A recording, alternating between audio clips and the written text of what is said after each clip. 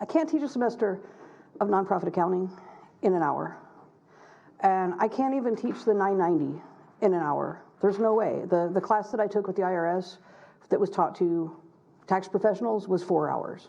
There's no way I can teach you a 990 in an hour. There's no way I can teach semesters of nonprofit accounting in an hour. I'm going to cover everything I can possibly cover as fast as I can. So I am going to ask you to not ask questions midway, kind of hold your questions to the end, write them down. I will not leave until the last question is answered. I promise you, I will answer all of your questions, but I really need to fit an hour and a half. Well, I need to fit like 3 hours of stuff into an hour and a half, let's say that. So, deep breath. First things we're going to cover, as it says, is IRS reporting, state reporting, and common compliance issues. We're going to actually go backwards. We're going to start with common compliance issues, and then do the state, and then do the federal. Okay? So the first thing we're going to cover, well, the first thing is, if it were easy not to pay taxes, nobody would. The government makes it difficult. If you think, oh, I'm going to start a nonprofit, this is going to be great, we don't make any money, we don't have to do anything. No, wrong. It's 10 times harder to be a nonprofit, and there's way more compliance issues than you probably ever imagined.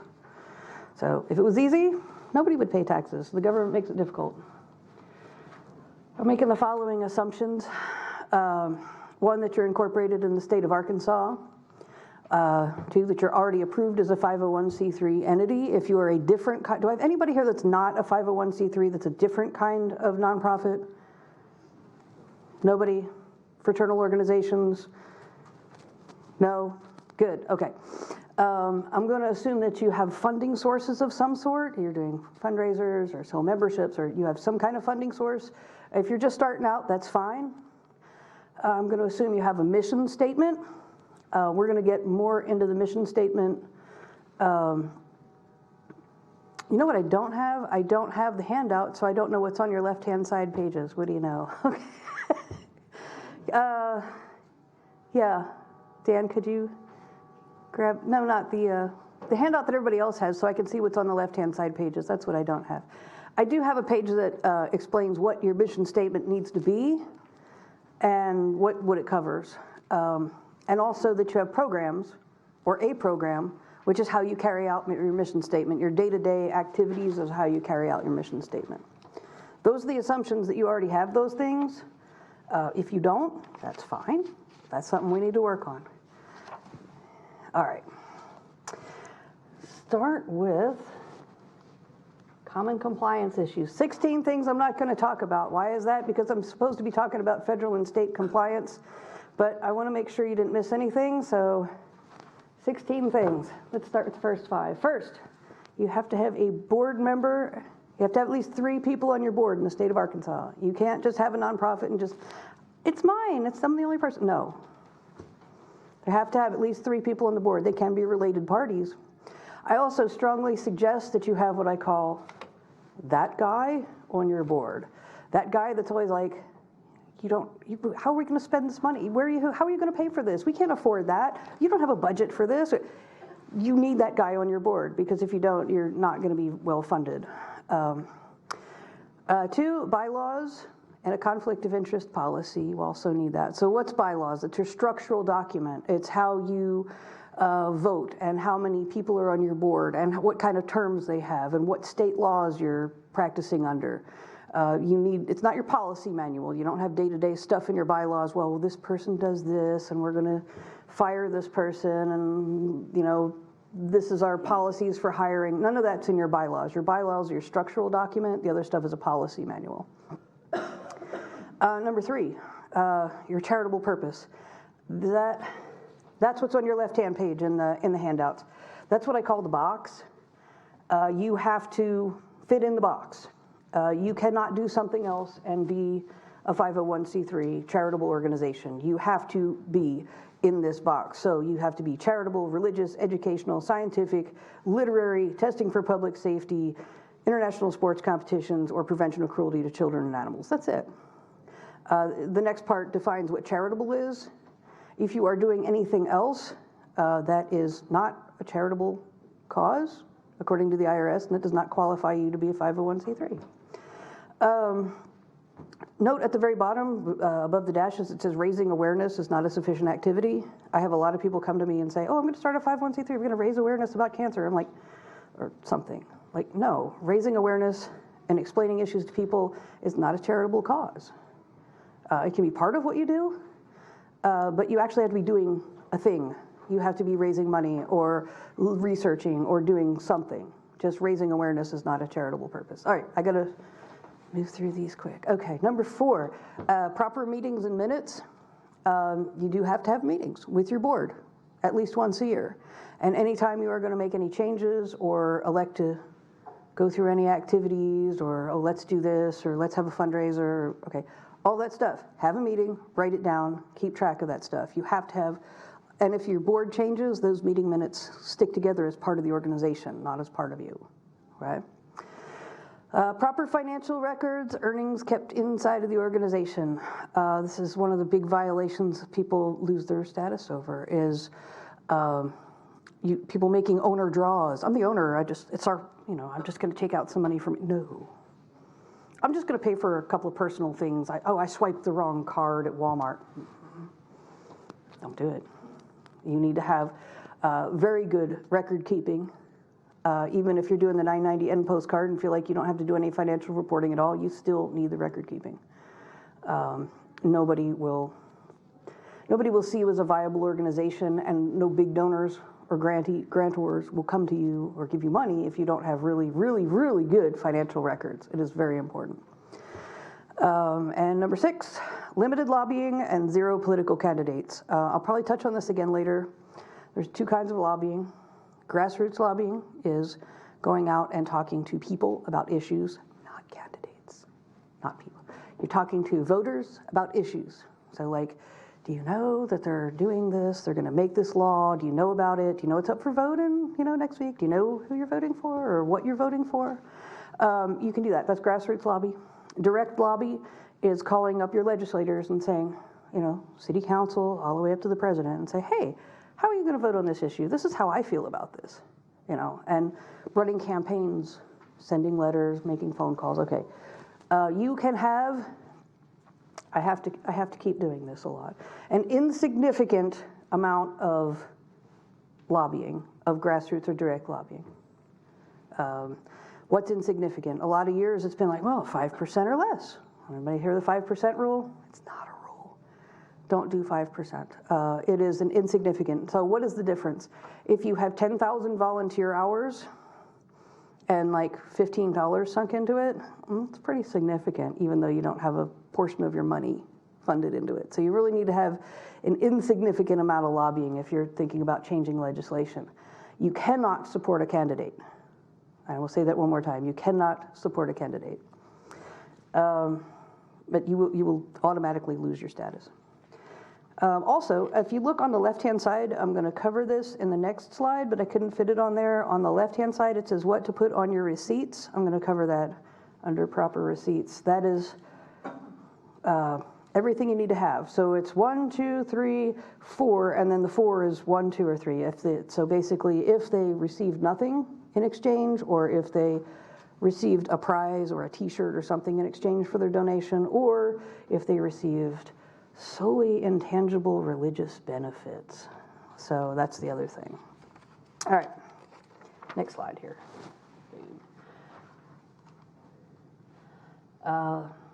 This is some fun stuff. This is where it gets icky. City business license. I know the city of Fayetteville and the city of Springdale. I don't know where you are exactly, but I know I checked with both of those cities, and yes, if you are operating any kind of business out of your house, you need to have a city business license, even if you're a nonprofit. So do you have a city business license for your home business? If you're in the city limits, you should. You should call the city. They're like $32 in Fayetteville. I think they're $45 in Springdale. If you're operating out of your home, you don't have any zoning violations, but they do want to know that you're operating a business. So in case you do start having meetings and customers and people traipsing in and out of your house and your neighbors complain, they'll know why. So, I mean, you do need to register as a business. Number 8, if you have an office, if you rent an office, you have an office space, you're still required to fire marshal, building code, utility inspections, all those things. Number 9, property tax assessment. You know, I drew this whole thing up, and I was like, God, this is going to be the great class. I'm just so excited about this. And I was like, on Sunday, I was like, I forgot property tax. Property tax is important.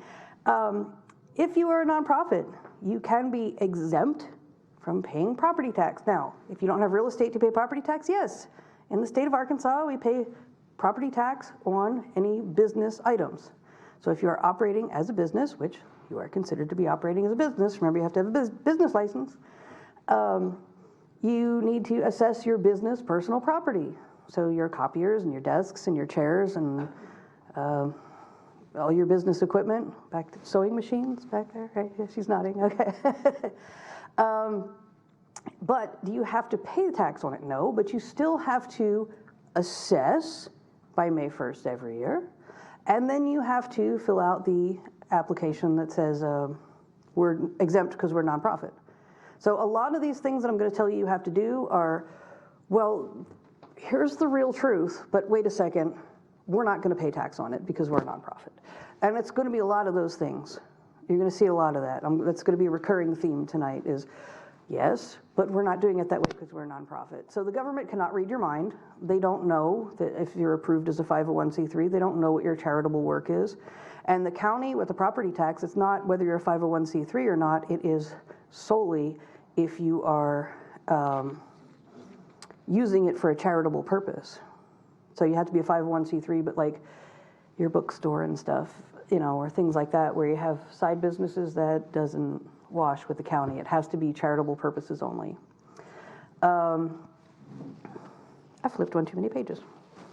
Next one, food. If you're handling food, you need to follow all the proper food handling procedures with the county. If you are operating a soup kitchen or something, you do need to be licensed by the Department of Health. $35 permit, real easy to get. But make sure if you're handling food or doing any kind of fundraisers or serving pancakes or whatever, that you are following proper food procedures, because if you get somebody sick, you will be held liable. Just because you're a nonprofit doesn't mean you're exempt from safety rules.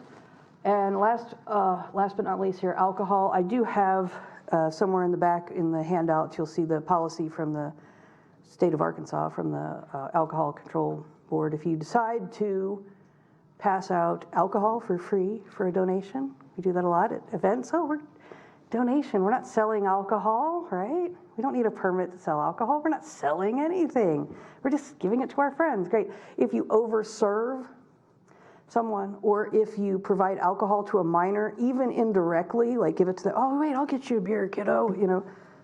If you provide alcohol, you can be fined. It is a felony. They can come after you. They can fine you $25,000. So you need to read the alcohol policy. It's in the back. There's a lot more handouts in the back. If you plan on giving out alcohol at any event, I really strongly suggest you call the number on my resources page, call the ABC, or go to their website, or email them, and ask them all the real rules. But the server awareness form is attached, and you should make sure everybody signs. Anybody that's handling alcohol signs that server awareness form, even if it's volunteers. Let's move on. Insurance. We're almost down to 16. We're getting there, folks. We're going to get to the meat here soon. Insurance, liability, workers' compensation. Mind you, if you put on an event and somebody gets hurt, you could be held liable. Have insurance on your events. And workers' comp, I need to remind everybody that it is a Class D felony to not provide workers' compensation to your employees. It is not optional. So if you do have employees, we're going to get to that point. You absolutely need to provide workers' compensation if you have over 3 employees in the state. So employees, not volunteers. Right. At paid employees, you have to have workers' compensation if you have paid employees. And we're going to go over whose employees a little bit further on. Proper donation receipts, that was on the left-hand side of the page here on the left. We went over that one. Okay. Sales tax compliance. This confuses so many people.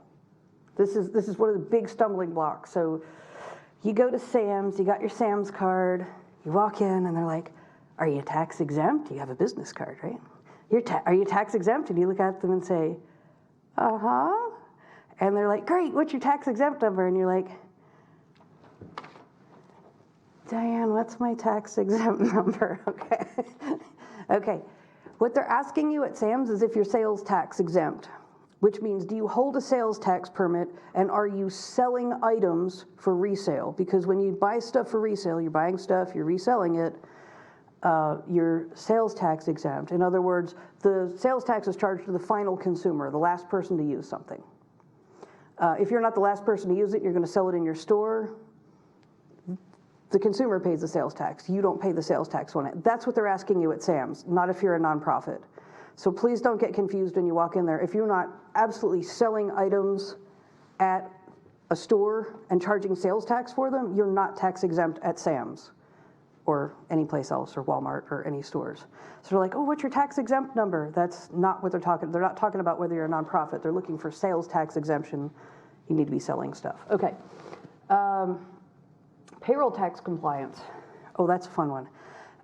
In the back, there is a 20-question test to decide who is an employee and who isn't. If I have time, I will go over that. But contractors are not employees, and payroll tax is not optional. I don't feel like paying payroll taxes. You know, so much paperwork. No, not watching. The IRS says if the IRS knows who's an employee and who's not. If you decide to pay your employees as contractors and they get mad about it, you will be fined and you will get turned into the IRS. So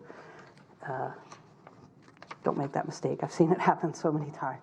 And finally, last one. This is kind of a little confusing. If you don't have employees, this is going to be one of those things you can kind of doze off and wake up in a few minutes. But anyway. If you decide to have employees and you are signing up for unemployment, the state of Arkansas says, well, you go to sign up online and they're like, oh, you're a nonprofit? Oh, you can be non-contributory. You don't have to pay unemployment, right? Why pay unemployment? You don't have to. It's $320 a year per person for the whole year. So if you're paying somebody like $30,000 salary, $320 is not a whole lot more. Okay, so it's not a significant amount. If you decide to be non-contributory and pay zero in unemployment, and you have to lay somebody off, right? So if they're fired for misconduct, that's one thing. But they can collect unemployment if they are laid off. Why would you lay somebody off from a nonprofit? Oh, probably because you ran out of grant money and you don't have any money to pay them. If you are non-contributory and they go to collect unemployment, where does that money come from? It certainly doesn't come from the state. It comes from your budget. You pay every single dollar for dollar, on a non-contributory if somebody comes and claims unemployment on you and they qualify. So if you laid them off because you ran out of grant money, now not only do you not have the money to pay their salary, now you have to pay every dollar of their unemployment until they get another job, which may be next year. So when they offer you that and say, oh, you can be a non-contributor, you don't have to pay. And I have other people, it's like, oh, why are you paying unemployment? You don't need to pay unemployment. You're a nonprofit. Oh, yes, you do. If you run out of money and lose your grant and have to lay somebody off, you better believe it. I can't name names, but there was a nonprofit in Northwest Arkansas that had that problem. They had to lay 2 people off. They wound up owing $16,000 in back unemployment. They threw a very large gala dinner for a very large amount, and everybody thought they were giving money to their charitable cause, which was a good charitable cause that everybody loved and everybody paid a lot of money, but that entire benefit went to pay off their unemployment. And nobody realized that. I did, but I mean. So if you are grant-based and you have grant-based payroll and they offer you to be a non-contributory, just say no. It's not worth the risk. You're putting yourself in an awful lot of risk for money that you're just not going to have. So, okay, that was my 16 things that I'm not going to talk about. It looks like I'm right on time, too. Anyway, I got a timekeeper in the back. She's smiling. Okay, so we're going to move on to state issues. There's 2 main state issues. I know we just covered a lot. If everybody wants to kind of review their notes, we're going to move on. There's 2 main state things that you have to comply with. I know I generally only pick on you about one. The other one changed a lot. Actually, both of them have had significant changes this year, which kind of surprised me when I was getting the curriculum together. I'm like, well, when they changed that? Oh, 2019. Well, when they changed that? Wait a second. All this stuff's different. I had to do a lot of research. A lot of stuff's changed. So if you look, turn a page, and on your left-hand page, it says Arkansas Secretary of State John Thurston, that page. That is the annual report. And if you note at the very top of this form that I just printed off 2 weeks ago, hopefully they fixed it, it says report due August 1st. Guess what? When we look at the next slide, new due date. Act 137 of 2019 has changed the due date from charitable organizations from August 1st to no later than 180 days after an individual organization's fiscal year end date. So if you are a calendar year, your new due date is June 30th. Yet the form says August 1st still. Funny how they forget to tell you these things and then they expect you to comply with them. Let me get a sip here. So what is this? It's on the left-hand side. We're just going to, you can file online at, it's in all your websites and everything are going to be on the last page, so don't feel like you have to write everything down. I included everything, so you don't have to copy the slides. On the left-hand page, Arkansas Secretary of State, this is what's in the report. Basically your name, who's on your board, who runs it, are you still in business? That's it. And are you a 501c3, are you exempt from any kind of organization? There's room up here. Did y'all get handouts? Okay. Okay. So it's basically a very simple form. There's not a whole lot of complicated stuff. There's no financial reporting, but it's right there on your left-hand side. You file online. The form won't look like this online. So it looks like an online form. It looks different, but it's pretty much the same exact information. It's very simple to fill out. So that's the first one. Actually, let's go on to the next. So when you file online, this confuses a lot of people. You go to the Secretary of State's website that I listed. You search for your name. Well, kind of. Can I do it with the shadow? No, I can't reach. Okay. So the first arrow there is you type in your name, you search for it. I typed in mine. Tax relief, resources, and education. I don't really do much with it. Once you see your name, you click on it. It pulls that up. Where the arrow is pointing on the right one is your file number, because it's going to ask you for your file number. The very next screen, when you hit submit a nonprofit annual report, is going to say, okay, enter your file number. You're like, Diane, what's my file number? Okay, so it's right there, right above your name. So that's where you find that, and then it's just fill in the blanks from there. There's really nothing complicated. There's really nothing you can't do yourself, and there's no charge for that form, of course. All right, let's move on. Next page. State solicitation, registration, and annual filing. That is a lot of words. Again, this was a report you used to have to file with the Attorney General. And it was always on the Attorney General's, and it wasn't really a big deal. People that were doing a lot of solicitation had to file it. And guess what? Everybody has to file it now. It was moved to the Secretary of State's office, so it's all the reports are filed in the same office, so now they know.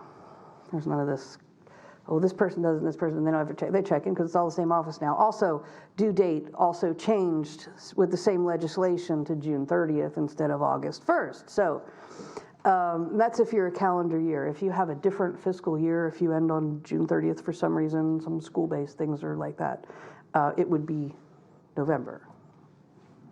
Okay. Anyone soliciting funds. If you are asking or potentially asking any person in the state of Arkansas for money, even on Facebook, even on Amazon Smiles, even on little campaigns, if you are soliciting funds from any Arkansas resident, you need to register. And that's kind of new since they moved it to the Secretary of State's office. If you have no paid workers, so no staff, and less than $25,000 in total donations, right? So any money, not just solicited donations, that includes your grants. You can file as exempt. Also, you can file as exempt, if you look on the left-hand page, the exemptions, if you are a religious organization, educational, political candidate, a government organization, a hospital, any of those things, you're just automatically exempt, no matter what your money is. You're just automatically exempt. But if you're not a religious organization or a school, you do need to file for solicitation every year. So we'll get to that form here in a second. We need to file Form CRO1 and CRO3 if you need to file. And I think they're both, where are they? No. They're in the back if you want to look through them. On about page 24, 25, 26, and 27. So if you want to glance at those, they're really basic. I mean, really, really basic forms. So like, how are you set up? What are you doing? Oh, look, here at the bottom, charitable purpose. Everybody wants to know that. Make sure you have a clear mission statement. That's where you fill it in. And they want to know how you're soliciting. They really want to know. So you register with the CRO1, and then every year, you start on the very first day you're soliciting, and then every year on the due date after that, you have to file. And the second one, okay, I think it's page 26 and 27 is the annual report where it asks about the financial information. So total revenue, it tells you what line on your 990. It tells you exactly where to file. If you file 990 easy, it's right there. It tells you which lines to put it on. These forms need to be notarized and emailed. High tech. So you have to fill them out by hand, take them somewhere, have them notarized, and then scan and email them. They are not mailed in. The information on that is on the forms and also, I think on the resources page, I believe, I'm pretty sure it's on the resources page. If you do not qualify, if you have less and you qualify as exempt, you still have to file. Like one of those things, you have to file and tell the government I'm filing, but I don't count. That's what Form EX01 is. That's also in the back. Explains how you're exempt. You file both when you, I already said that, but when you begin soliciting and then every year and there's your email address. So, high tech stuff. Page 3, if you are using, if you're using fundraising professionals, just use them. Get help. I don't know if a lot of you understand what fundraising professionals are. The only people I've really known personally to use them have been churches to raise money for building campaigns, where they come in and they're like, we're going to raise the money, it's living the dream, or whatever it is. They have a theme, and they have postcards, and they have, prayer chains, and then they have commitment ceremonies, and like professional fundraisers. There's also a lot of potential for abuse. So if you're using professional fundraisers, one, on your IRS forms, they're going to ask about it and want detailed information. And also the state wants detailed information, who they are, what you're doing, how much are they charging you. There's going to be a lot, because there's a lot of potential for abuse in professional fundraising. I'm not saying it's a bad thing, but it can potentially be abused quite easily. So if you're using professional fundraisers ever, get an accountant, get people to help you with these forms. Do not try to do it yourself. If you're paying for a professional fundraiser, you can fork over the funds for somebody to do this stuff for you, because just don't even try. I guess we already looked at the exemptions on the other form. And if another thing the state has, if you have over $500,000 in gross receipts, not donations, gross receipts, that's everything. That's gifts in kind, that's grants. It's not uncommon. So $500,000 in gross receipts, Arkansas requires you to have a full audit. Mind you, full audits cost about $7,000. I do not do that. Let's move on here. Federal issues. So that was the two main state forms. So let's kind of digest that. Anything, if anybody feel like I missed on the forms, or anything that's not in the packet on the state forms? Good? We're good? Okay. All right. We'll move on to federal issues. Okay. Arkansas does not require a copy of your 990 any forms. Surprisingly, one of the few states about half the states require you to report, send a copy of your federal form to them. Our state of Arkansas doesn't. Something I always tell everybody, it's not an income tax form. It looks like an income tax form, smells like an income tax form. It's on the same pages as the income tax forms, but they're exempt organizations. They're not income tax forms. It's a report showing how you spent your money and that you're fulfilling your charitable purpose. So there's going to be a lot of explaining on what did I do. So it's that whole, this is what I did last summer paragraph is what you're going to have on everything. So let's move on. There's 3 forms. I call them small, medium, and large. Small is your Form 990N. It is basically 2 questions. You qualify for that if you have under $50,000 in gross receipts. And if you have, well, that's it, if you have under $50,000 in gross receipts on average. And if there's no financial data reporting on that at all. Nothing. There's no numbers, there's no nothing. It's like, we took in under $50,000. End of story. Here's my name. We email it in. Gravy. Stage is scary. The medium form, the 990EZ, is a 4-page form. It's a little bit more complicated. We're going to cover every facet of that. If you have under $200,000 in gross receipts, that's everything, and under $500,000 in assets. So if you own a building or whatever, I mean, sometimes that happens. The long form, the large form, is a 12-page form. That takes a lot of work, and it's quite tedious. If you take in over $200,000, you are required to do the long form. And also, if you ever have any donor-advised funds, you have to file the long form. We'll get into donor-advised funds in just a minute. All right. So I tell everybody, what form are you going to do? Like, you sure you want to do the 990N? You sure you want to do the postcard? I'm like, why would I do a longer form? Why would I spend time and energy doing a form I'm not required to do? There's a big reason. They are all reported as public information. So if you file the 990N, you log into the IRS website, you look up, okay, well, this is, I think it's here. If you turn back a page, you can see the split screen. The top part is GuideStar, the bottom part is the IRS. So we put the American National Red Cross here because it's big. Everything about the Red Cross here, copies of all their tax returns, their deductibility code, everything they ever filed. You can look it up.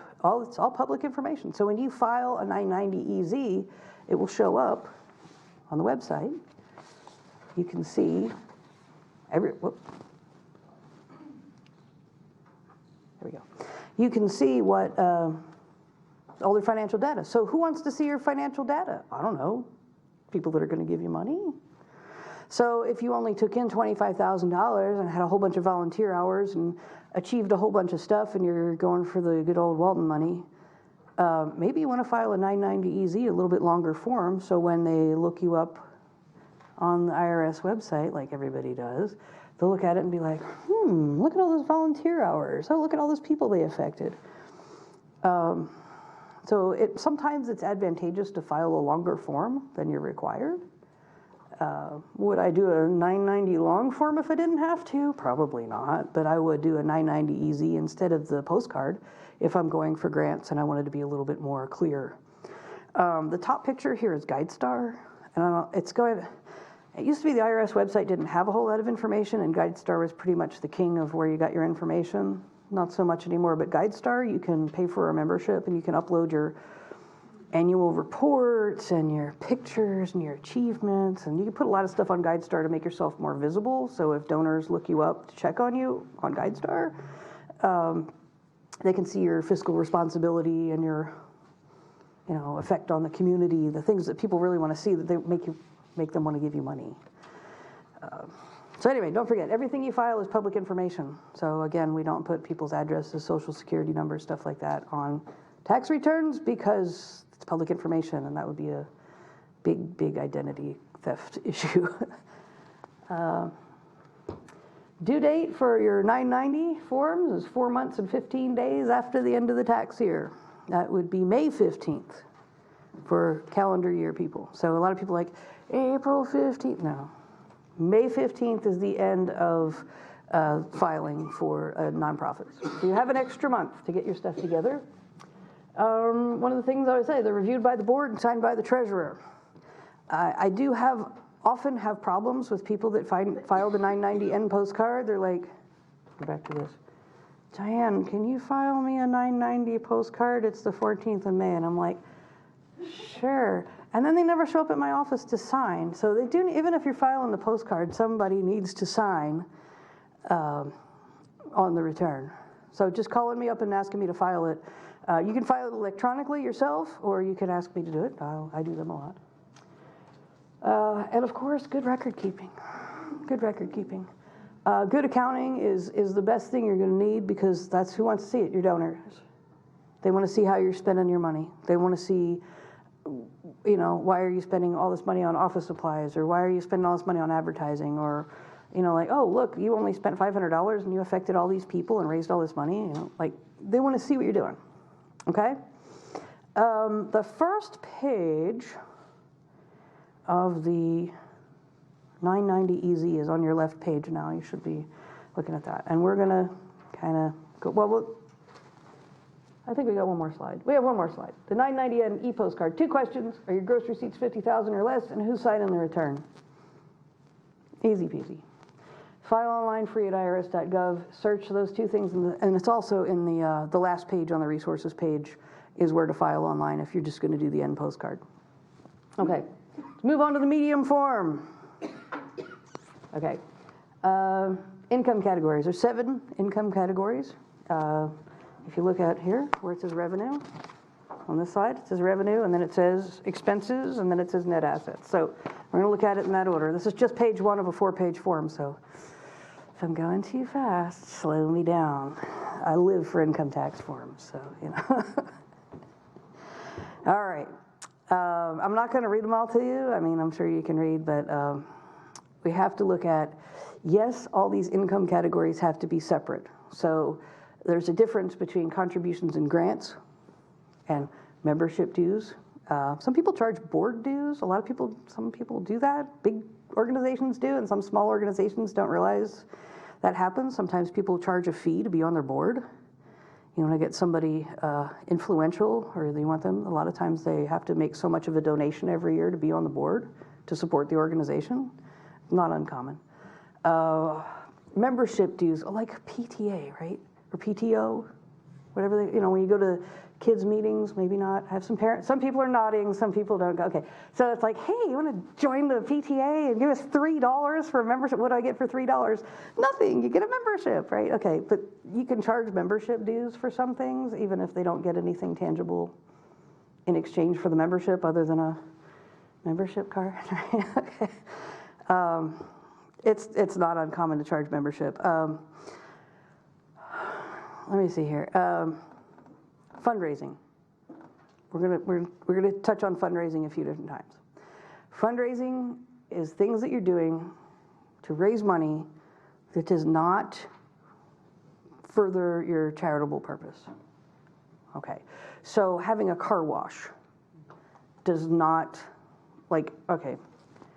I have to make something up that nobody's doing, so I don't feel like I'm playing favorites. So I'm going to go back to unicorns and rainbows, okay? We want to save the unicorns, okay? We're going to save unicorns. So having a car wash does not save unicorns. Having we have the Kiss a Pig Gala, right? It's always in the news every year. We have the big Kiss a Pig Gala for juvenile diabetes, I think it's for. Having a ball and a couple $100 a plate dinner does not do anything for juvenile diabetes. You have not saved one person. You're raising money to give to that cause. Okay, you're not paying any doctors, you're not doing any research, you're not buying anybody insulin. You're having a dinner. That's the difference between fundraising and charging for your services. So if you offer low-cost legal services or low-cost medical services, that's not fundraising. That's program service revenue. That's charging a reduced fee.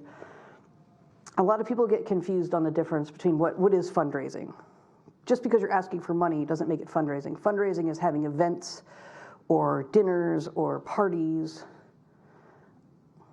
I'm kind of getting a lot of blank looks. Okay. A lot of people get confused because a lot of people come to me to do this stuff. It's like, oh, this is all fundraising. I'm like, no, this is you charging for your services. So those 2 things have to be separated. And another thing that confuses a lot of people is gifts in kind. And I've worked with organizations, this happens, they have a great, saving unicorns. Okay, so it's like, I'm going to donate all my unicorn tack so we can save the unicorns. Okay. But they don't value that. They just have like it in a closet, or people give clothes, or they give stuff. And sometimes you don't want all the donations you get. And that happens. Sometimes you don't want them all. Sometimes people, here, I'm going to give you all this. She's smiling. You must have had this. It's like, hey, yeah, I'm going to donate all this stuff. You're my favorite charity. Here's all this stuff. And you're like, thanks. What do I do with it now? I take it to Goodwill, right? Okay. You have to value the stuff that you receive. You can refuse it, but you have to value the stuff you actually take in at fair market value. So what is that? I don't know. If it's used stuff, what's it really worth? What can you sell it for? You do not put that on the person who gave it to you. You don't put it on the receipt. You don't value it for them. You value it for you. It's their problem to value it for them. Are those numbers going to match? Probably not. Is that a problem? No. That's both of you have to prove that to the IRS independently, how you valued it, and one has nothing to do with the other. So you have to value it at fair market value, and that throws a lot of people off, is because they'll receive gifts in kind, and then they never value them or add them to donations, and then at the end of the year they're like, what do I do? Why is all my balance sheets off? Well, because you didn't value that stuff as it came in, but you valued as it went out. So you have to value all your gifts in kind. Is it tedious? Yes. Is everything with a nonprofit tedious? Yes. So, yeah, she's nodding. Okay. Yeah, everybody knows, same drill. Okay. So that's your basic income categories. There's also 7 expense categories. I think we're on the next page. Yeah, we're on the next page. Of course, I can't get the pages apart, or I'm missing a page. No, they're both here. Okay. The expense categories, I know you're going to have to kind of go back and forth, but on there is same kind of stuff. Grants paid out kind of confuses people. It's grants paid to other charities, not to people or your people that you're helping, like you're helping victims of something and you give them money directly. That's not grants paid out. Grants paid out is money given to other charitable organizations. I don't know if everybody does that. That's kind of rare, but sometimes people raise money and give it to other organizations. Benefits for members. So remember that membership thing? So what's your benefits? You get a free t-shirt? That's what benefits for members is. Other than that, you're probably not going to have much. Again, salaries, contractors, postage, shipping. Other expenses, that's the last one at the bottom. On line, way down at the bottom, line 16. It's like other expenses. Well, what's that? That's your program service expenses. It doesn't give you a line for that because they need an explanation for all that. So it's just other. So you need to write, there's another page where you fill in and then you're like, okay, this is what we spent. This is what we spent on, this program, and this is what we spent on this program. That's your program expenses. That's your charitable cause stuff. All these other categories, not so much. So you have to come up with an explanation as to what all these other program expenses were. And again, it's public information. So you're disclosing stuff to the public when you put it on your 990EZ. Okay, moving on to net assets at the bottom. This is my favorite part. Super hard accounting equation. 5 years of college to learn this. Money in minus money out is what's left over. That's it. That's it. That's 5 years of college, really. That's all you get. That's it. So what's left over is called the net assets.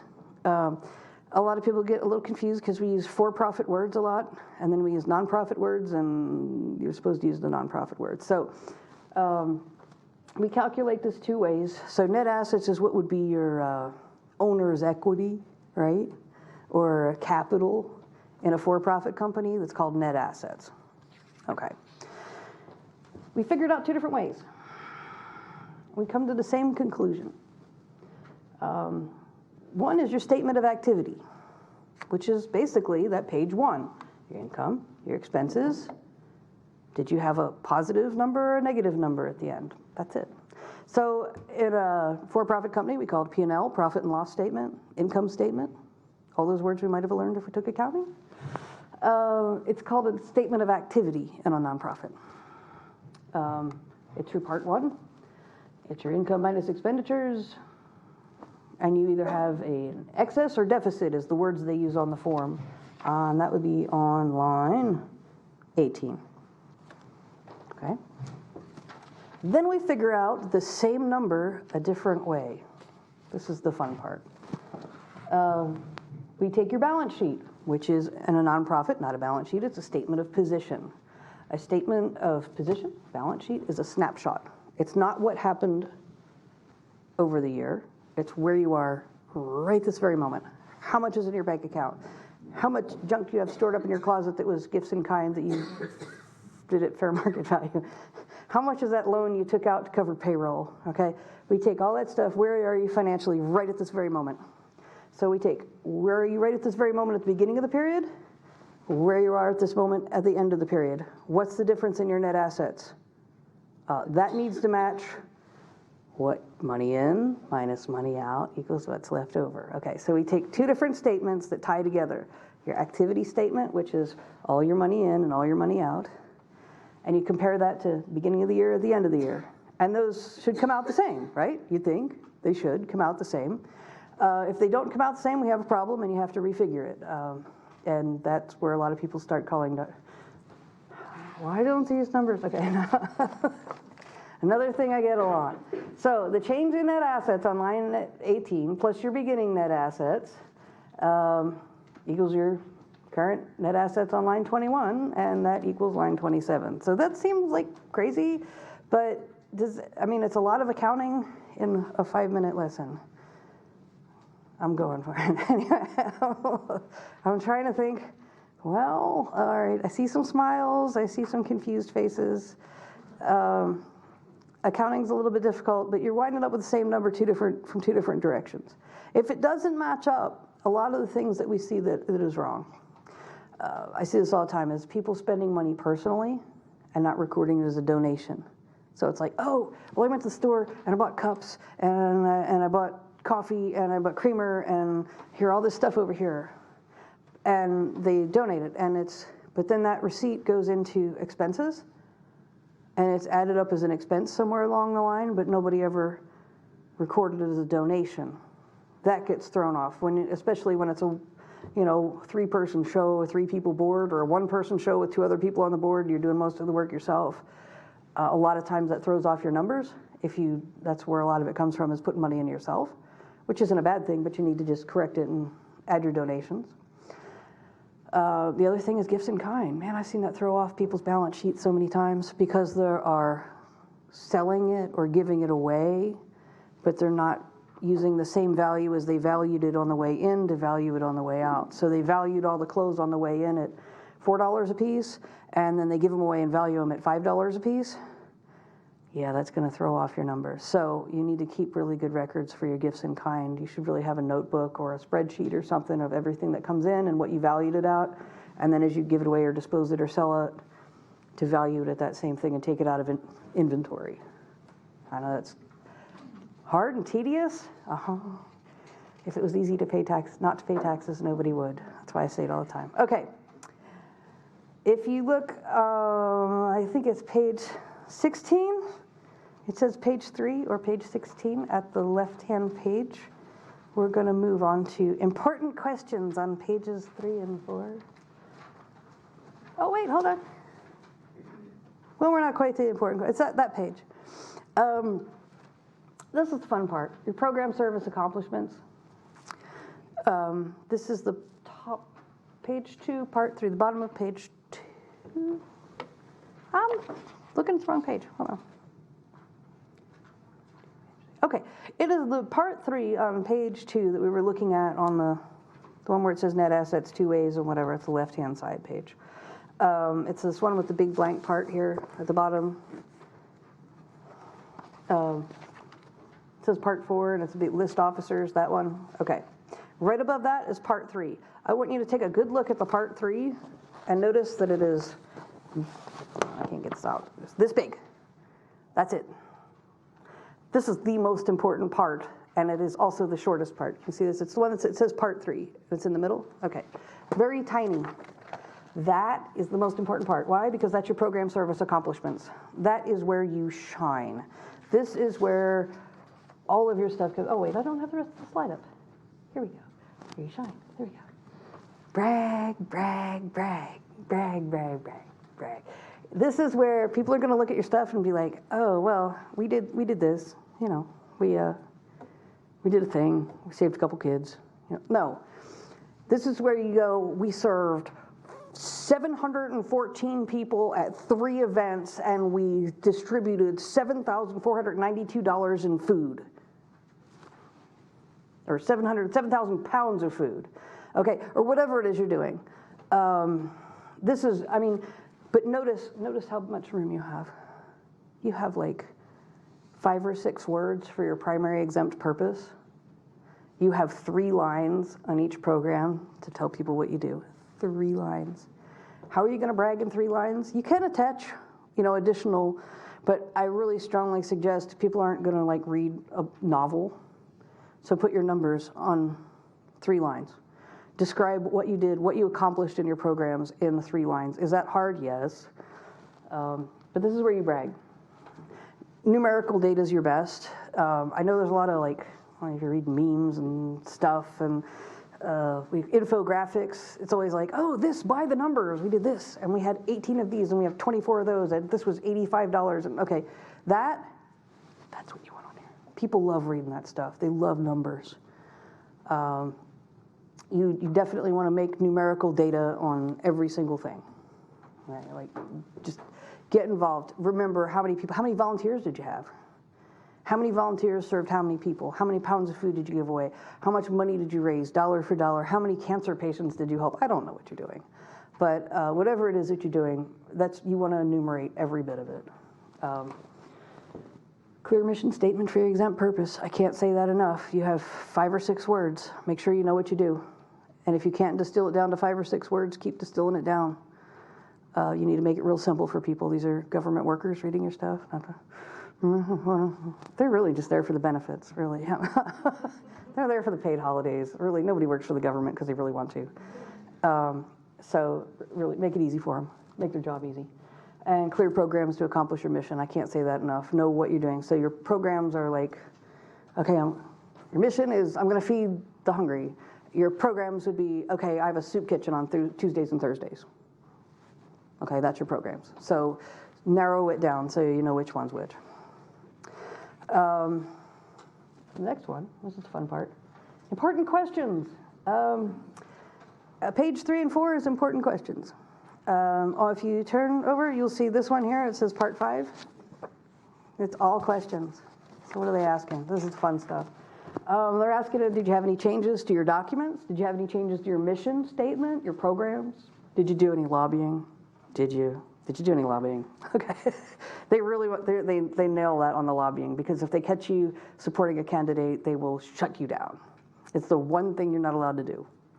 One thing. You can get away with a lot with the IRS. You cannot get away with supporting a candidate.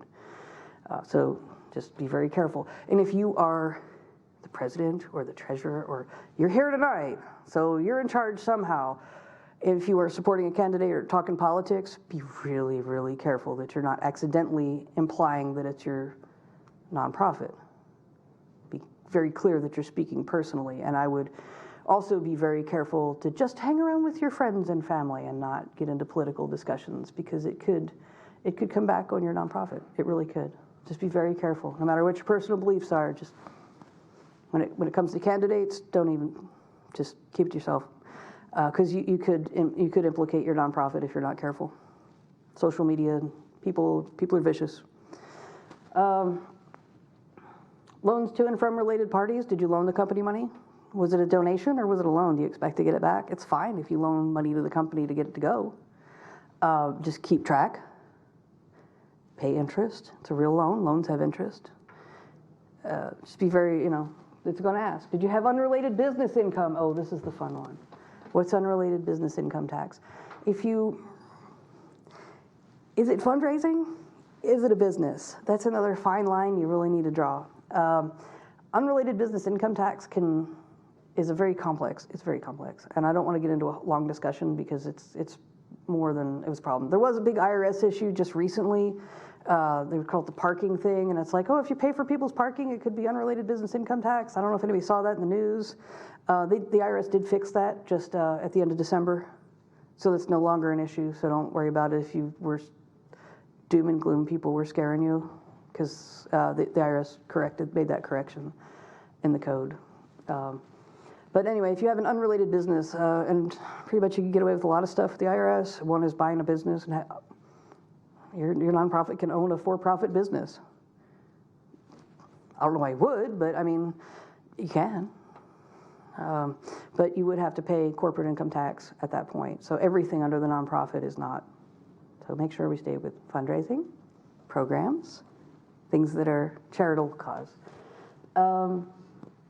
Foreign dealings and accounts. We'll ask a lot of questions on that and ask a lot of other questions that are not very complicated. You should be able to work your way through those questions. Even if you come to see me or another tax accountant, they will ask you the same set of questions. So before you file your first return, your first 990 easy, you might want to read through them all. We're going to move on. Let me make sure I didn't. Here we go. If you flip over, you will see page 4, the final page, which again is questions. I didn't put this on a slide. Notice that it's like, oh, your 5 highest compensated employees paid over $100,000. If you don't have somebody on your payroll, which I doubt, if you're here, you probably don't have somebody on your payroll at $100,000. So like, this really doesn't apply. So don't just list all your employees or people that work for you. It's just people over $100,000. Again, potential for abuse. They need to disclose. Let's see. Then if you look to your right, you're going to see the first page of Schedule A, Public Charity and Support Status.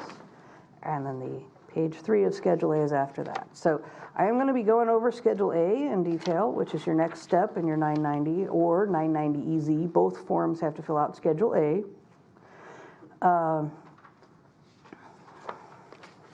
Just want to make sure I want to get them in front of me. And then I'm going to look at the slides up here. All right, so Schedule A, there we go. It tells you how you're supported. Why do we care? Does it matter? Well, yeah. If you are a 501c3, I think I checked, a few more people have come in. Is anybody here not a 501c3 charity? Is there anybody that's not that type of organization? It's a different kind of nonprofit? Everybody's a 501c3 charity? Okay. You're going to have 2 boxes. In order to have a public charity, you're not helping the public. You're getting your support from the public. You need to show a wide variety of public support. You cannot get all your money from one person, or you're a foundation. Okay. So you have to show public support, which is what the whole point of Schedule A is. Where's your money coming from? Okay, who's your donor? Okay, so I'm going to make the assumption that everybody in this room is going to either check box 7, which gets a substantial portion, notice in quotes, of funds from taxpayer dollars. Taxpayer dollars are public funds. So if you get notice, substantial portion. And I put things in quotes because the IRS doesn't describe exactly what that is. They don't have a bright line. Oh, 15%, no. 25%, no. They don't make up a number. Okay. What's a substantial portion? We don't know. If you get A&P grants, right? Anybody get an A&P grant from Bentonville, Rogers, Fayetteville? Nobody has an A&P grant yet? You got an A&P grant. I knew somebody did. The A&P grants are advertising and promotion grants from the city. So you're putting on events and beautifying the city or doing something. I know a lot of people that work for the trails or put in parks or stuff like that get A&P grants to do that stuff. Okay, that's taxpayer dollars. Do you get a significant amount of taxpayer dollars? Well, then you fill out Part 2. Part 2 is a lot easier, a lot less questions. Part 3 is a little harder. Other people are going to check box 10. I'm assuming everybody else here is going to check box 10. More than 33% of funding from a wide variety of supporters. What's a wide variety? 33%. So you can get 66% of your money from one person. You get 33% of your money has to come from public support. How do we figure that out? Disqualified persons are anyone who has a significant control over how the money will be used. Your disqualified persons, you add up all these people and subtract this from your support. So your disqualified people are Well, one, anybody that gave over $5,000, that's a different category. So if any, so, you know, I've had that happen. I had they called her up one day and they're like, I think I really like, 82-year-old woman calls this lady up and she says, I like what you're doing. I think that's really great. What's your address? I want to send you a little money. Send her a check for $5,000. No idea. Then we had to get her name and address. You have to list all your donors over $5,000. Other people that are disqualified. Anyone who has a significant control over how the money will be used. So board members, close family of board members. So your husband is a disqualified, right? Business associates of board members. Anyone closely involved with the board. So that would be your girlfriend. And then of course, well, what if we say, what if we call it, no. That's another one on my nose. No, we're not going to call it something else. If you are closely involved with the board member and give a lot of money to an organization, you're disqualified. It doesn't count as public support. It's coming from the inside. So you have to disqualify all those people and then see where your money is coming from. So tickets to events, public support, selling t-shirts or whatever, selling memberships, charging for services. That's all public support. Grants from the Walton Foundation, not so much. It's coming from a private foundation. $5,000 gifts from old ladies that think you're doing a great job, not public support. So you have to take out all those people that are disqualified, and then the remainder has to show that you have 33% of your money coming from a broad base, which could be from charging for your services. I don't know if anybody, does anybody here have services they charge for? Anybody do like medical or dental or? Okay, so yeah, all the things that you charge your services, even if it's a reduced rate or whatever, that counts as public support. So why do you need public support? Let's go on. Let's just kind of move on a little bit before we get there. What does this really mean? If you're not a public charity, you're a private foundation. So if you can't prove that you have public support, you're a private foundation. You don't get to fill out any of these forms. You get to fill out a 990 PF, which is why I keep asking if everybody's 501c3. Okay, if you get under $50,000 and you're filing a 990N, it doesn't matter. But if you get to a point where you have to file an EZ or a 990, if you don't qualify with public support, if you're in your first 5 years, it doesn't quite matter. It's averaged out, and you can kind of curve it. So as you get to 5 years, it will go to 33%. But most people that have events charge for their services, you're going to have plenty of public support. But if you get a lot of your money from grants that are not taxpayer dollars, VOCA grants are taxpayer dollars. Anybody have a VOCA grant? WACA grant? No? No big grants? Something from the state? Yeah, if you get state grants, a lot of times that's taxpayer dollars. That counts as a broad range of support. So you do need to fill this out. If you're not a public charity, you'll be a private foundation. Private foundations use a different form. If I'm a private foundation, can I still take tax deductible donations? Yeah. Can the donor still take a tax deduction? Yes. But they're limited to giving away only 30% of their income rather than 60% of their income. Who gives away 30% of their income? Like, really? Does anyone even take tax deductions anymore? Really? I mean, they raised the standard deduction on your taxes to $24,400 for a married couple. Who's even itemizing anymore? State of Arkansas. So it still counts on Arkansas. Your donations still count. You still have to itemize on Arkansas if you itemize deductions. So if people give you money, is it still tax deductible if you're a private foundation? Yeah. Is it the end of the world if you don't qualify as public support? No, you just have to fill out a completely different set of forms that I did not cover tonight, and that's a completely different world. But most people, when you total it up, you will find out that you have a broad base of public support. But if most of your money comes from one or two people, or if all of your money, and you're not doing any significant fundraising, or you're not selling anything, or you're not charging for memberships, you could lose that public charity and become a private foundation. So be careful and make sure you do enough fundraising and have enough money coming in, gifts in kind, any kind of donations, okay? Not a huge deal. Let's see. Hang on just a second. I think there was a little more I wanted to cover there. Okay. This is, I had a suggestion as I was writing this. Somebody says, well, so what? We do all this stuff. So what? I got about 10 more minutes here, so I got to speed it up. What if I don't do any of the stuff? What if I don't file with the Secretary of State? What if I don't get a health department permit? So what? What if I don't do any of the stuff? I didn't know about it. There's 18 things you covered here. What if I haven't done any of this stuff? What are they going to do? Okay. What's going to happen? Okay. If you do not file a 990 or a 990 easy and you're required to, there is a penalty for late filing. If you're not ready, you can get a 6-month extension. So that gives you almost a year to get your paperwork together.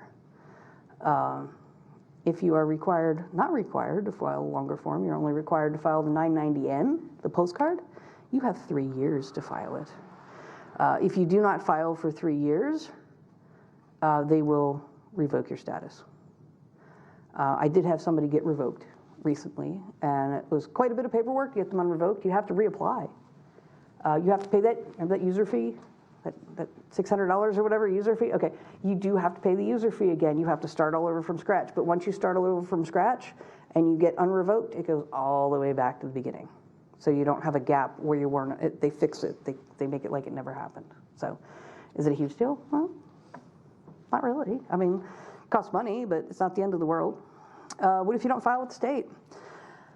I actually have no idea because they just changed who's in charge of the fundraising. So if you don't file for fundraising, they really haven't done anything because it's just starting with the Secretary of State's office now. So I don't know what they're going to do for enforcement, and basically neither do they. If you don't file your annual report, you go to not current status. What happens after that? Nothing. You're just not current. If you go to apply for a grant or you go to get a bank loan, those people look at it all the time. File your form. It's as simple as filing a form. You go in, file a couple of back forms. There's no penalty. There's no fine. But you do need to be current. I mean, again, who looks at all this stuff? Donors. Donors look at everything. So if you're not making them happy, they're not going to give you money. So basically, you need to file all this stuff and do all this tedious stuff to make your donors happy, even though because the government knows that. They don't spend a whole lot of time in enforcement and audits because they know if you're running a shady business and not doing a good job, you're not going to have any money and you're just going to go out of business. You're not going to be a problem anymore. You'll destroy yourself. The people you don't want to mess with is payroll taxes, sales tax, if you're required to pay sales tax.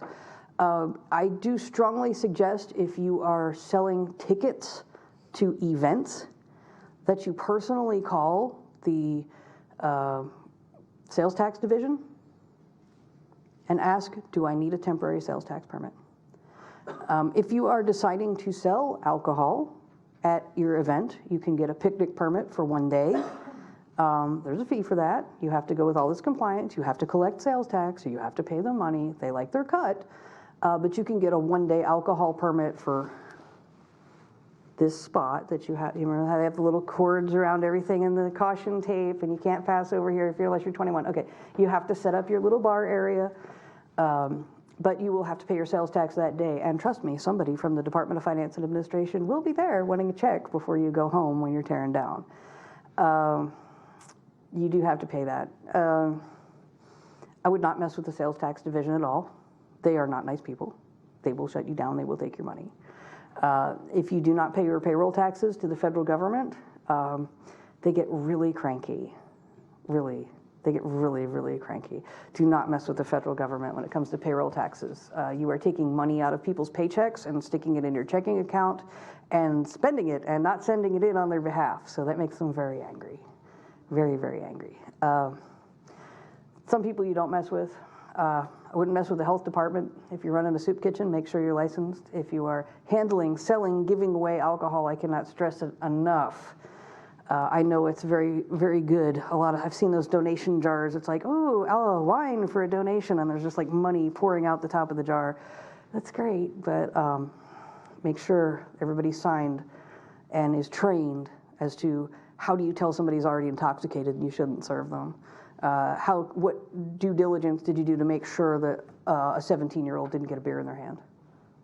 Because you'll be held responsible and you can be fined. I also wouldn't mess with the workers' comp division. They can charge you with a felony for not offering workers' comp. So some people you don't mess with. The ones that it's just filing forms, a lot of times, the federal government, they know you're going to go out of business. But when you're endangering people's safety or money, that's the people you don't mess with, okay? So the things that involve money, especially with the state, sales tax, payroll tax, don't mess with them. Just don't, if it comes to liability. But basically the forms, like Secretary of State, I never filled that out. Like, what are they going to do? Probably nothing.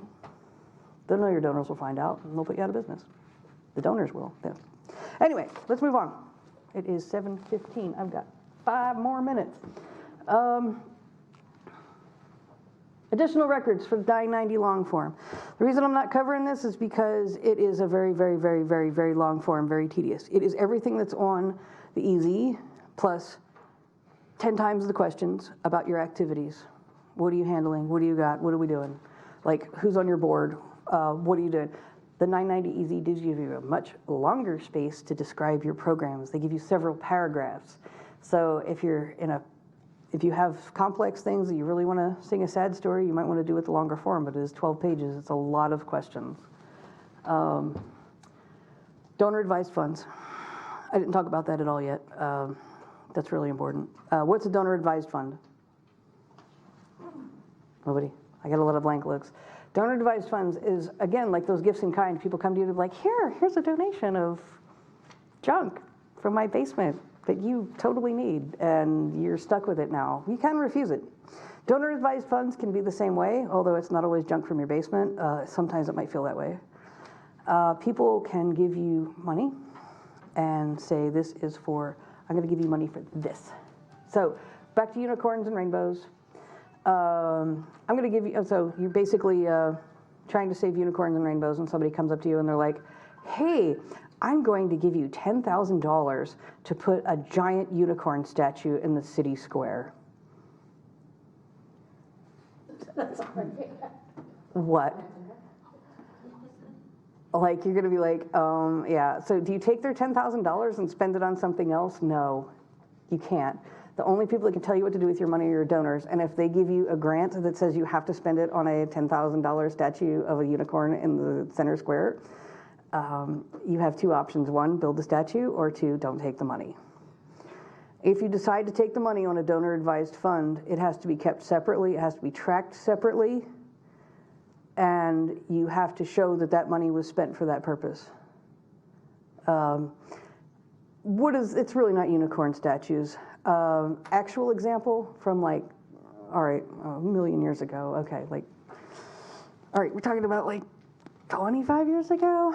All right, maybe 20. The Jones Center, when it was new, received a grant to provide daycare, babysitting for adults that were attending classes at the Jones Center. I don't know if that's still a thing, but they were given an endowment fund to pay for staff. So when people would go take free adult classes, I don't even know if they still do free adult classes, but anyway, free adult nighttime classes, daytime classes at the Jones Center, they could bring their children, they could drop them off at the daycare, and they could attend their class. So really no cost. You didn't have to get a babysitter, so it encouraged the public to come. That was great. They could only use that endowment fund. At one point they ran out of money and they did not have daycare. I don't know if they ever got that grant back, but then at some point they got it back. So that's what a donor advised fund is, when you get grants for things like that are useful to you. Some people give endowment funds where they can, a lot of people give them to the churches and stuff, where the money just sits there and the interest goes to pay for Vacation Bible School or something. That's what a donor advised fund is. If you have any donor advised funds, or if your board decides it's a good thing, don't just take the money. If your board decides it's a good thing and you're ready for that to take donor advised funds, you are stuck with the long form 990 forever, no matter how many donations you get. So if you want to take donor advised funds, talk it over with your board. Realize it can be a white elephant. It can be a real pain to take donor advised funds, but if you take them, that's great. Your grants are not donor advised funds. If you get a grant for a specific thing, yes, you have to track that grant and that progress on the grant. So you get a state grant and it's for direct victim services, like so, VOCA grants or direct victim services. You have to spend it on direct victim services, but it's not considered donor-advised funds because you don't get the money until you spend the money, and then there's usually spend-down grants. When there are things like that, you say, okay, this is how much I spent, and then you get the check. That's why they're generally not donor-advised funds, because you don't get the money first. If they dump all the money on you first and tell you how to spend it, then it's a donor-advised fund. So most of your grants, big ones are spend-down grants. They don't just write you a check up front. Some of them you do. And some grants, you get a check up front, and they don't care how you spend it. They just want you to fulfill your mission statement and report back. A lot of the Walton grants are like that. Okay. Other things on your long 990, number of volunteers. They want to know if you have a conflict of interest, document destruction policy, and a whistleblower policy. What's a whistleblower policy? It's if you rat out somebody who is doing something shady, you have to have a policy to say you're not going to go after them. Because again, potential for abuse, maybe a lot of people don't realize the potential for abuse in nonprofits, but very wealthy people tend to abuse them, and there has to be a lot of oversight. Policies and procedures for determining compensation. You can't just walk in and be like, I'm going to give myself a raise. I feel like more money. I think I'm worth it, right? No. The board has to vote on everybody's compensation, especially the other board members' compensation, no matter how small you are. Even if it's $100 a year, the entire board has to vote on the board members' compensation. You cannot vote on your own salary. Don't do it. The expense matrix, we're going to get that. Far more room for detail, programs of accomplishments and impact. Let's get that. But let's look at the expense matrix. And if you flip over, I think it's the very first page on the back part. There we go. Okay. This is humongous. I tell everybody, just keep your books like this and we'll be fine. It's a little bit complicated. It is not QuickBooks friendly. It is not Wave friendly. It is not Xero friendly. It is not even really Excel spreadsheet friendly. However, it's the way they want their numbers. First column, total expenses. Second column, program service expenses. How did you spend your money on programs? The third column, column C, is management and general expenses. If you're getting this much money to do a long form, you probably have an office. You probably have property issues. You got to buy stuff. You got to buy desks. You got to buy copier rent. There's a lot of stuff you have to buy. Overhead. The more people you have, the bigger you get. The more overhead you get. That's reported in column C. And column D is the almighty fundraising column. They want to know how much money you spent on fundraising. They want to know how much you brought in. They want to know how much you spent. I've seen on very large corporations that I can't manage, but some that are run by in the state, of their fundraising dollars being in the hundreds of thousands, and their fundraising expenses being in the just less than that hundreds of thousands of dollars, where they are nothing but a giant fundraising wheel. I can't mention any names, but you do have to at least have a significant portion of your income go to programs, and the IRS really doesn't start pressing their thumb on that until you get under about 10%, which is really frighteningly low. But again, they figure if you're running a shady shop, you're going to put yourself out of business. But no, I know of at least one in Arkansas that is pretty much just a fundraising machine, and they give away all kinds of great stuff during their fundraising, and you get all kinds of free stuff for giving money, and they do nothing but spend more money on fundraising with all their money, so it's kind of frightening. Anyway, I'm going to move on to the last couple of things. I've got no time left. Okay, for questions. Next page, on your handouts, contractor or employee 20-question test. If you hire people, don't just feel like, I don't want to pay payroll taxes. That's too complicated. No, the IRS puts you to the test. This is my version of the 20-question test. I like mine better.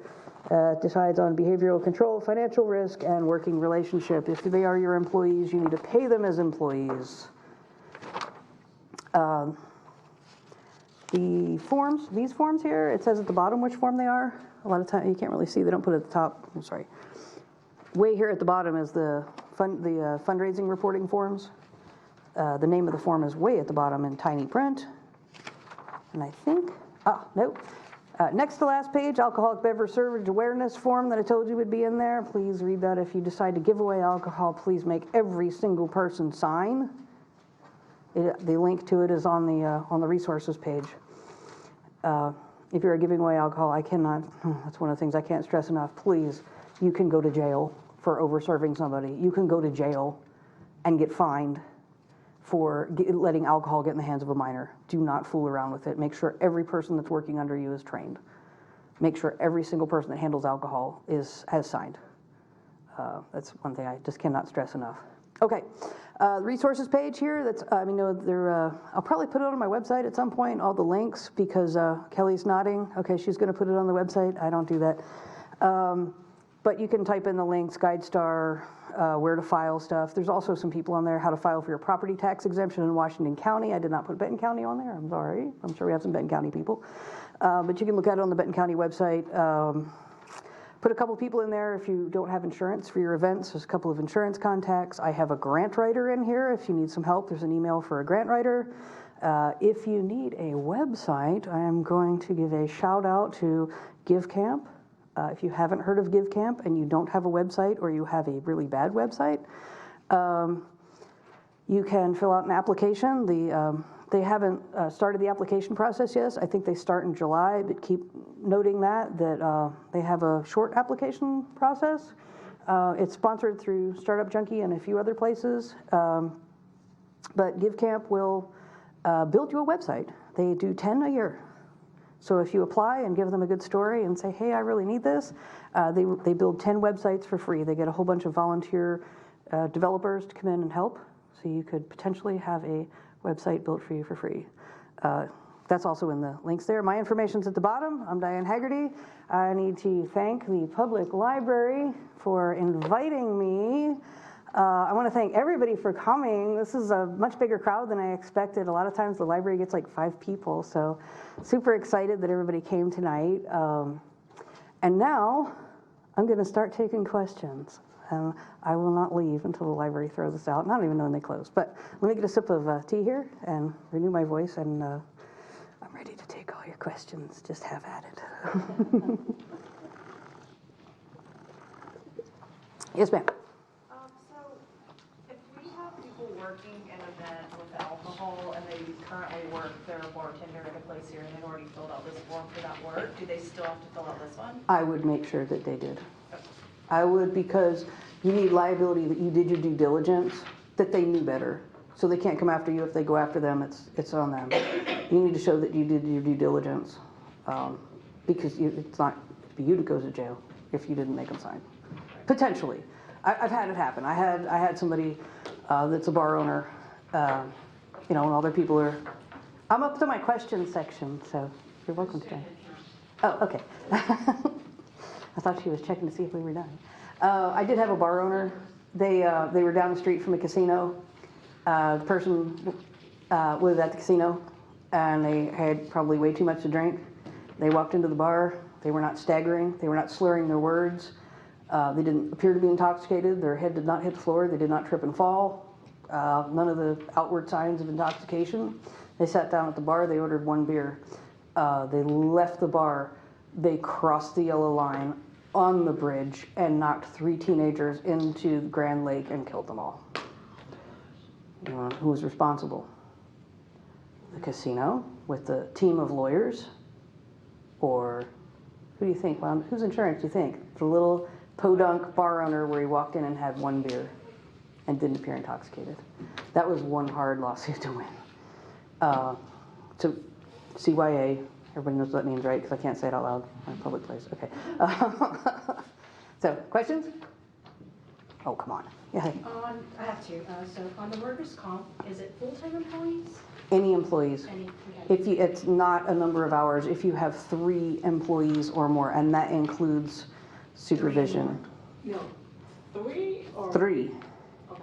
If you have 3 or more employees on payroll, you need, on the resources page, there's 2 people that sell workers' comp get a quote. I strongly advise calling them both, because they're both independent agents, but they both will quote differently, and one's here in Fayetteville, one's in Rogers. So I would call both of those people. It is a Class D felony not to offer workers' comp, and a lot of people don't realize that. Of course, hardly anybody gets charged with a felony. They want one thing, money. Okay, so So next question. on the audit, it's under, if it's under $500,000, you're not required to have an audit. By the state of by the Arkansas. state. Okay, so it's $7,000, smaller nonprofits can afford that. Most of the times, yeah. What other financial reports can you provide other than an audit? Do you know? I'm not really understanding your So question. if the nonprofit can't afford the full-blown $7,000 audit? Yeah, most can't. Is there any other financial reports that can substitute? Oh, if you are required to have an audit by the state of Arkansas, then you need to be audited by the state of Arkansas. If you are not required by the state of Arkansas, then you don't, oh, it's the mic thing. I'm getting too close to it. I'm sorry. It's on the floor and I keep stepping on it. If you are not required to have an audit by the state of Arkansas, or you're not required to have an audit, most of the people that require the audits are the grant writers, like the VOCA grants. Any state grant will require you to have an audit. Can you substitute something else for that audit if you're required? No. You need to pony up and have the audit. If you are not required to have the audit, you can just submit your 990. Most people accept that because you're attesting under penalties of perjury when you sign that tax-exempt organization return. When you sign that, you're signing under penalties of perjury. So they seem to, most people will accept that as your 990, as your financial documents. But it's not everything. But if anybody requires you to have an audit, no. And I don't do them. So I'm an enrolled agent. I'm not a CPA, so I don't do audits. But there's quite a few firms. A lot of times if you call, I have a few firms that I kind of work with, and I'm like, hey, can you work with these people? A lot of times they'll take payments, or they just believe in your cause and want to help. So feel free. If anybody needs to leave, it is 7:30. So I will stay to answer all your questions. I'm not going to rush anybody, but if you have to go, don't feel like you're sneaking out early. If you have to go get kids, people have stuff to do. So, yes, ma'am. I was wondering if you could elaborate or clarify, end of the year donations, say we get a check on December 30th, it's not deposited into our account until January 2nd. Technically, you have to receive it by December 31st. I know a lot of churches that are like, well, we're not closing our books till Monday. If you date the check, if your donor dates the check December 31st, I don't think anybody's ever going to question it. It's the date you received the money. So and that's why I claim that on my 990 for that particular year? Yes. Or when the funds go into not when you put it in the bank, when you receive it. So if you receive it and you don't get to the bank for a week, that's fine. But again, I wouldn't